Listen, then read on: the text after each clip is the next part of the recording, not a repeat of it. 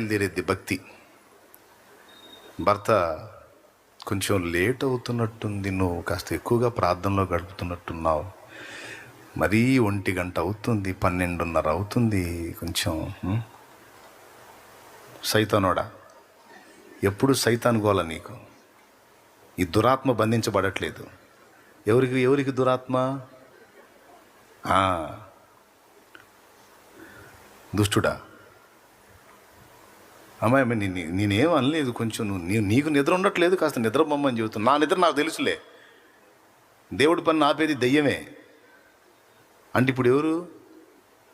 ఇక నోరు మూసుకోవటం, ఇక మళ్ళీ నోరు తిరగటానికి లేదు. ఈ భక్తి డెప్త్లోకి వెళ్ళిపోయి భర్తను నిర్లక్ష్యం చేసిందనుకో, చూసి చూసి చూసి కొద్ది రోజులు మరీ కొంతమంది ఎట్లా తయారయ్యారంటే, వినండి చెబుతా, ఈరోజు మొత్తం కుండబద్దల కార్యక్రమం, దేవునికి మహిమ.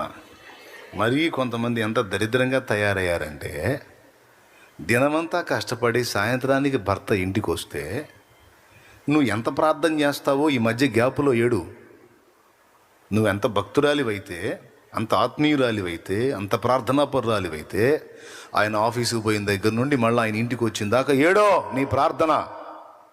కానీ భర్త వచ్చేసరికి చక్కగా పిల్లల్ని సిద్ధపరచుకొని, నువ్వు శుభ్రంగా స్నానం చేసి క్రమంగా ఉండి, కాస్త ఆయన తినడానికి ఇష్టమైనవేవో సిద్ధపరిచి, ఆయన వచ్చేసరికి నువ్వు దేవుని సంబంధివి, ఈలోపు దేవునితో నువ్వు సమయం గడుపుకొని, నీ భర్త యజమానుడు వచ్చేసరికి శుభ్రంగా ఉండి ఆయన్ని స్వాగతించి, ఆయన పలకరించి, కాస్త టీయో కాఫీయో ఆయన మొహాను కొట్టి కాస్త మంచి చెడు మాట్లాడాలా.